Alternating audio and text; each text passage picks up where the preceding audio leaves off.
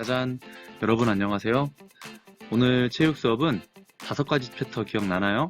건강, 안전, 도전, 경쟁, 표현. 우리 체육교과서에는 이렇게 5가지 챕터로 구성되어 있었죠? 그 중에 안전단원, 그 안전단원에서도 3번째, 여가, 스포츠, 안전에 대해서 배워보도록 하겠습니다. 준비됐죠? 시작하겠습니다.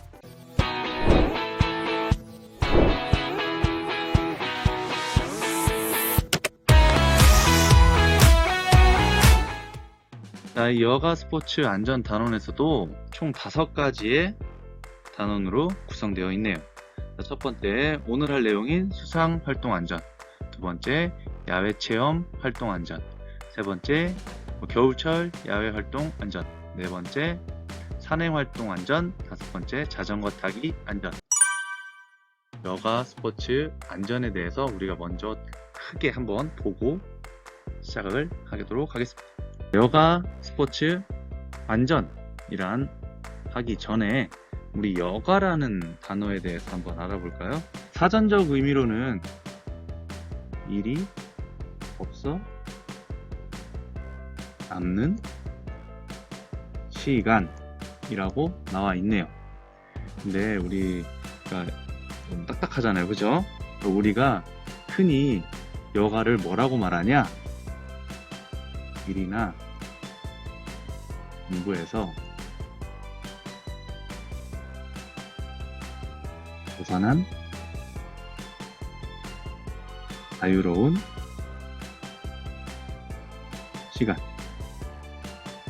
굉장히 소중한 시간이죠. 그렇죠? 자, 이 시간에 여가 스포츠 활동을 한다는 거죠. 자, 여가 스포츠 활동입니다. 여가를 활용하여 스포츠 경기를 관람하거나 직접 활동에 참여하는 등의 스포츠와 관련된 여가 활동을 여가 스포츠 활동이라고 합니다. 관람하거나 직접 활동에 참여하는 그 2가지를 얘기하죠. 그 다음에 여가 스포츠 안전. 여가 스포츠 안전은 여가 스포츠 중 발생하는, 우리가 위에 여가 스포츠에서 발생하는 안전사고를 예방하고 이를 적절히 대처하는 활동을 얘기합니다. 자, 여가 활동의 현황입니다. 책에 그대로 나와 있어요. 자, 평일에 우리가 여가를 얼마나 보내는지. 자, 우리나라 평균 2.7시간이랍니다. 평일 여가입니다. 평일 우리가 공부하거나 일을 하지 않을 때 우리가 쉬는 시간에 어떤 것들 하는지, 자, 몇 시간을 쉬는 시간으로 보내는지에 대해서 나와 있죠. 평일 여가는 51.8%, 절반 정도, 절반 조금 넘죠. 3시간 미만을 여가 시간으로 사용을 한다고 나와 있네요. 그 다음에 3시간에서 5시간 사이가 38.3%. 자, 이 정도. 나머지는 평일에 5시간에서 7시간, 7에서 9시간은 정말 삶의 질이 굉장히 좋은 사람들이네요. 그렇죠? 자, 여러분은 몇 시간 정도 사용하시나요? 선생님은 이 정도 될 것 같아요. 3시간 정도. 자, 휴일 여가입니다. 평일 말고 휴일은 자, 평균 5.1시간이라고 나와 있네요. 자, 한번 볼까요? 3시간에서 5시간 사이가 38.4%. 자, 5시간에서 7시간 사이가 25.1%. 자, 여러분들은 어디에 속하나요? 자, 13%? 자, 7에서 9시간. 휴일에는 여러분들 마냥 9시간 이상도 사용하는 사람도 있겠죠. 자, 여가 활동 참여 유형을 한번 봅시다. 58.6%가 취미, 오락 활동에 여가 시간을 많이 보내고 있네요. 자, 그리고 26.4%는 휴식 활동, 그냥 쉬는 거예요. 아무것도 안 하고 그냥 음악을 듣거나 그냥 잠을 자거나 이런 것들이 휴식 활동. 자, 그리고 사회 및 기타 활동, 스포츠 활동, 그 다음에 스포츠 관람 활동. 스포츠가 굉장히 적네요. 그러니까 우리나라 사람들이 스포츠를 많이 안 하는 거예요. 그러니까 자연적으로 비만율도 높아지고 신체적으로 건강을 많이 좀 생각을 안 하는 것 같네요. 여러분들은 어떠세요? 여러분들은 뭐예요? 취미 오락 활동? 대부분 이럴 것 같은데 SNS 활동이나 게임, 모바일로 게임을 하든 PC방을 가든 이런 활동 많이 하겠죠. 선생님 같은 경우에는 스포츠 활동을 좀 많이 하는 편이에요. 뭐 헬스장에서 뭐 근력 운동, 뭐 중량 운동을 한다든가, 뭐 달리기를 한 30분씩 매일매일 뛰고 있어요. 자, 그리고 뭐 시간 날 때 뭐 게임도 가끔 해요. 모바일 게임도 하고, 넷플릭스로 영화도 자주 보고. 선생님 영화 보는 거 되게 좋아해요. 이런 활동을 선생님은 한답니다. 자, 여가 활동의 목적은 47.2%가 개인의 즐거움이네요. 개인의 즐거움을 찾기 위해서 여가 활동을 한다. 그리고 스트레스를 해소하기 위해, 자, 마음의 안정과 휴식을 위해, 자기만족, 자기개발, 대인관계, 시간 보내기. 1.2%가 건강. 1.2%밖에 안 되네요. 좀 안타깝네요. 근데 다 이 개인의 즐거움, 스트레스 해소, 자, 이런 것들을 하면은 다 건강해지지 않을까요? 선생님은 그렇게 생각하는데. 그렇죠? 넘어가겠습니다. 첫 번째, 자, 수상활동 안전입니다. 자, 학습 목표 볼까요? 학습 목표. 수상활동의 기본적인 행동 요령을 설명할 수 있다. 물에 빠졌을 때 행동 요령을 말할 수 있다. 나와 있네요. 자, 넘어가죠. 자, 1. 수상활동 안전입니다. 수상안전 사고는 무엇일까요? 자, 수상활동 중 발생하는 사고나 자연적 요인에 따른 사고. 자, 수상활동, 여러분이 물속 수영을 하거나 아니면 뭐 배를 타고 가거나 뭐 이런 수상활동, 물 위나 물속에서 하는 활동을 얘기하죠. 그때 발생하는 사고나 자연적 요인 뭐가 있어요? 뭐 물살이 거세게 막 뭐 파도가 쳐서 여러분이 휩쓸려 간다. 뭐 이런 자연적 요인에 따른 사고를 얘기하죠. 자, 물에 빠졌을 때 기본적인 행동 요령. 자, 여러분 첫 번째 학습 목표였죠. 자, 책에 나와 있습니다. 자, 당황하지 말고 몸에 힘을 빼고, 자, 체력 소모를 줄여야 한다. 첫 번째 기본 행동 요령이에요. 기본 행동 요령. 당황하지 말고 몸에 힘을 빼, 체력 소모를 줄여야 한다. 대부분 물에 빠져서 허우적대다가 그냥 꼬르륵 가라앉아서 목숨을 잃는 경우가 많아요.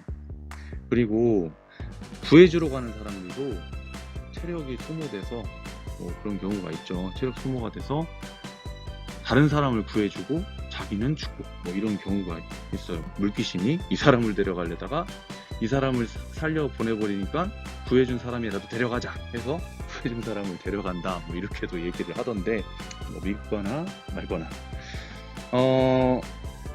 자, 수영이, 그래서 우리는 수영을 많이 배우죠. 그래서 수영 가능 시에는 어떻게 해야 되냐? 흐르는 물에 빠졌을 때는 물의 흐름을 따라 표류하며 비스듬히 헤엄쳐 나온다. 자, 그리고 옷과 신발을 착용한 채 물에 빠졌을 때는 심호흡을 한 후 물에서 새우등뜨기 자세. 뭐 여기서 굉장히 중요한 단어가 나왔죠. 새우등뜨기 자세를 취한 다음, 자, 벗기 쉬운 것부터 차례대로 벗고 헤엄쳐 나온다. 새우등뜨기 자세란 뭐냐? 새우등뜨기 자세란, 자, 엎드려 뜬 자세에서 팔로 무릎을 감싸 안는 형태로 등 부위와 뒷머리 부분이 수면에 걸친 상태로 뜨게 되며 중간중간 얼굴을 물 밖으로 내밀어 호흡한다.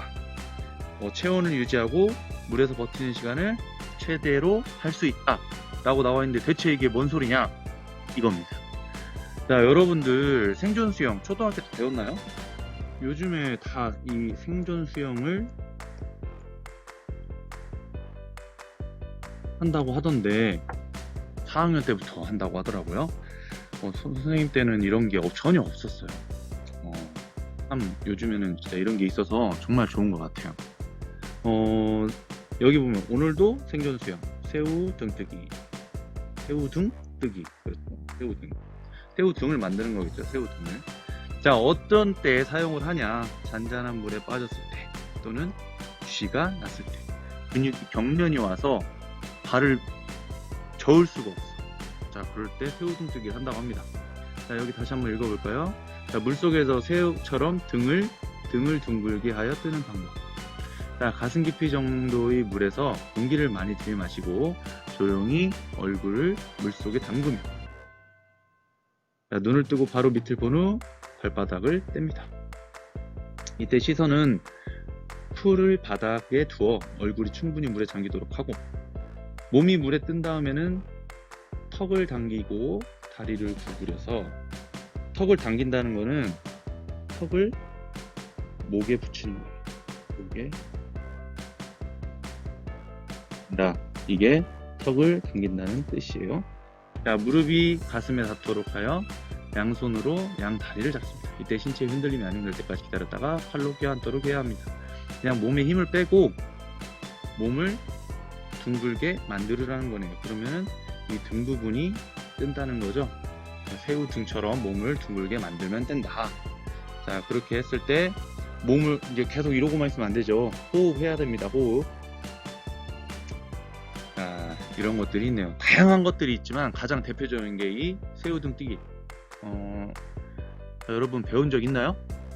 선생님은 대학교 때 라이프가드 그런 연수를 들어요. 다 수업을 듣고 뭐 하루에 6시간씩 수영을 하고 막 그랬는데 그때 배웠었는데 여러분은 초등학교 때 배웠다니 참 부럽네요. 자, 수영이 불가시. 수영이 안 돼. 뭐 어떻게? 살려주세요. 엄청 큰 소리로, 그쵸? 너무 살려주세요 많이 하면 또 힘이 빠져. 그래서 너무 막 한 번에 소리를 지르지 말고 나눠서 큰 소리로 주변에 도움을 요청을 합니다. 팔을 위로 쭉 뻗어 위아래로 흔들어서 자신의 위치를 알립니다. 그러면 이 수영 불가한 사람, 수영을 못하는 사람들은 어떻게 해야 되냐? 자, 수영장 뭐 여기 계곡이나 수영을 많이 하는 깊은 곳에는 반드시 이런 안전 표지판이 있어요. 자, 이 표지판 한번 볼까요? 자, 여기 느낌표 있네요. 느낌표는 사망사고 발생 지역. 자, 여기 수영 금지, 다이빙 금지, 수상 스키 금지. 꼭 이런 데 하고 있죠, 그죠? 근데 이러면 위험하다. 깊은 수심주의, 수심 변화주의, 높은 파도주의, 얕은 수심주의, 급류주의, 구명조끼를 착용해야 된다는 표시들이 많이 있네요. 계곡에서는 아무리 수영을 잘해도 그 물살에 한번 휩쓸리면 살아남기가 힘들다고 하더라고요. 특히 이렇게 계곡, 이렇게 평지가, 이렇게 평지는 아니지만 이렇게 꾸불꾸불 하다가 이렇게 웅덩이가 있어요. 그러면 물살이 이렇게 흐르다가 이 안에서는 회오리를 치. 회오리 하다가 나가는 물도 있겠죠?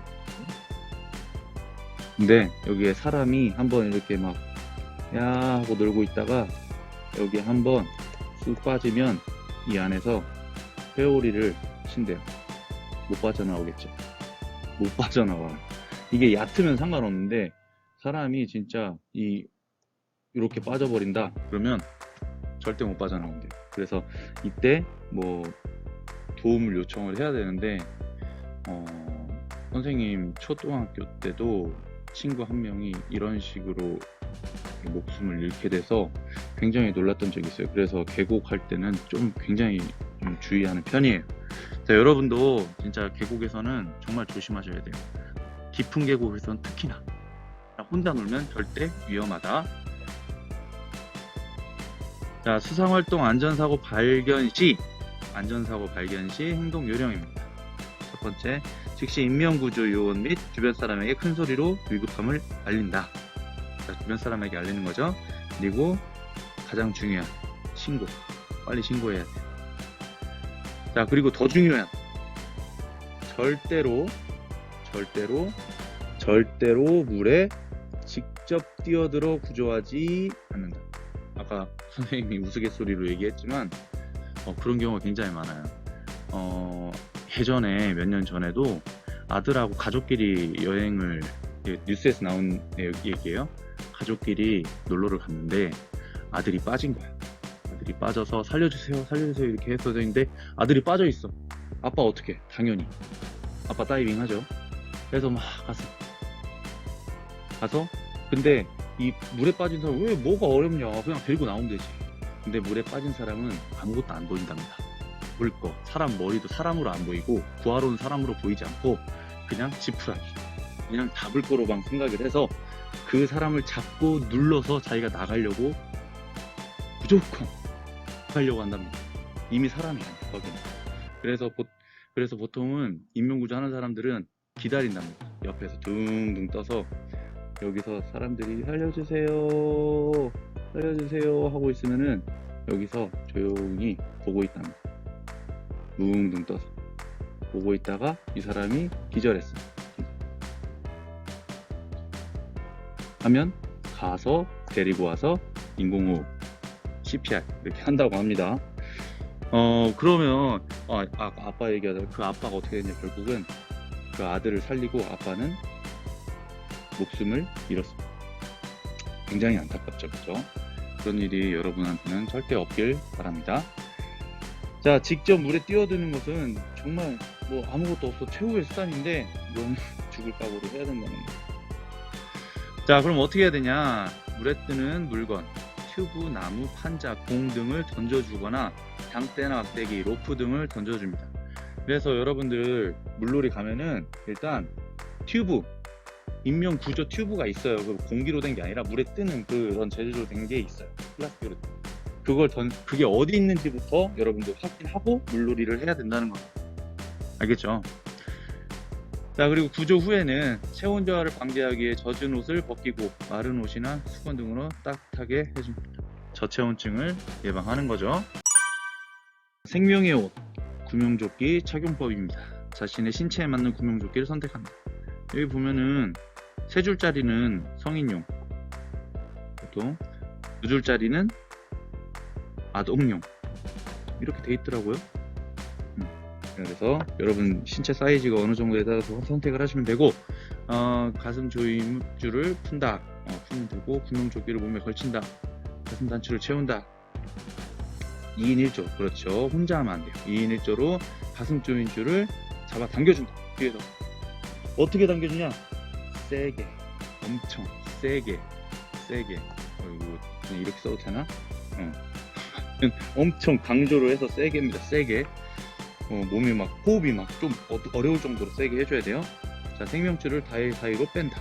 생명줄을 건다. 자, 구명조끼를 착용 완성. 자, 다음. 자, 수영장 안전 지키기. 자, 물에 들어갈 때 어떻게 해요? 물을 적신 후 들어간대. 심장부터 아니죠? 심장부터 먼 다리, 팔, 얼굴, 가슴. 자, 10분 쉬고 50분 하고 10분 쉬고. 자, 눈이 따끔거리거나 뻑뻑함이 느껴질 때는 수영을 중지하고 휴식을 한다. 자, 장신구, 아우 예쁘다, 그쵸? 하지만 이게 사람들이나 자기 얼굴, 몸에 흉터를 만들 수도 있어요. 상처를 낼 수도 있기 때문에, 자, 부상을 유발할 수 있기 때문에 착용하지 않고, 자, 수영장 바닥은 물기로 말미암아 쉽게 미끄러져 넘어질 수 있으므로 절대 뛰지 않는다. 좋다고 뛰고 있죠. 자, 레인을 횡단하거나, 자, 이렇게 가는 거 안 되죠. 자, 코스로프에 기대지 않는다. 화났다.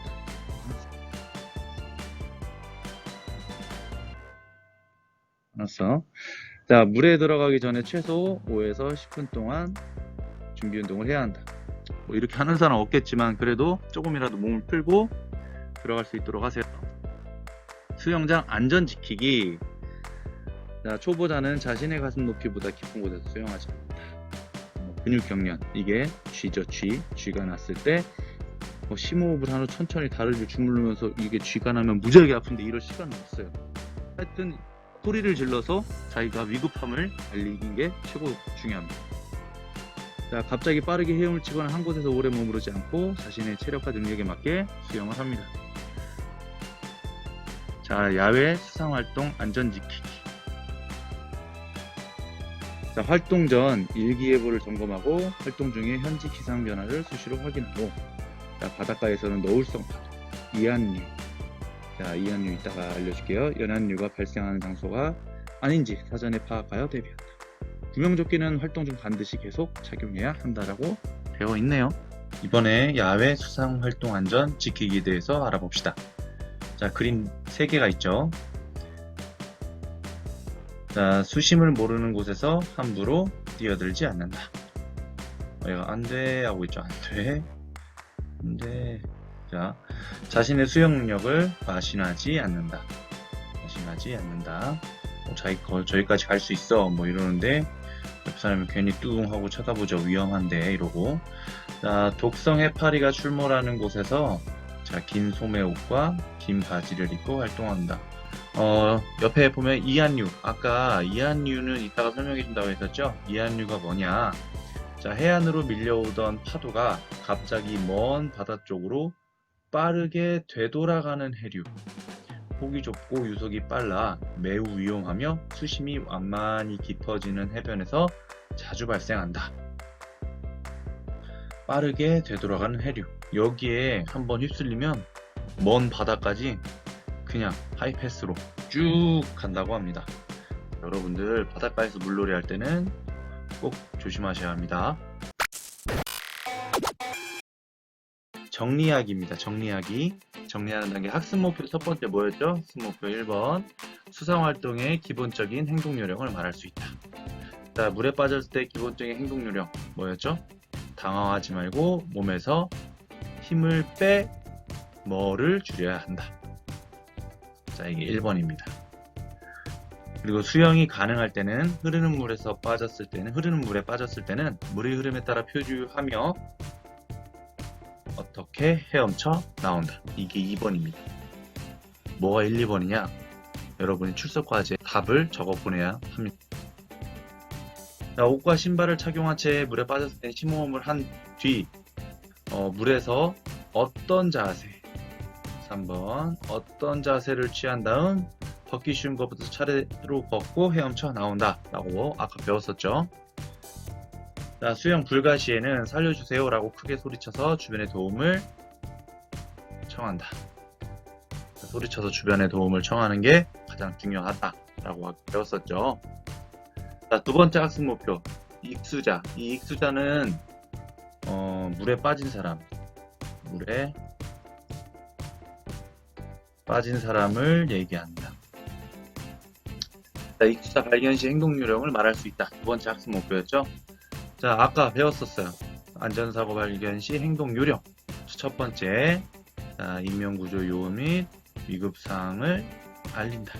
그 다음에 119 안전신고센터에 전화한다.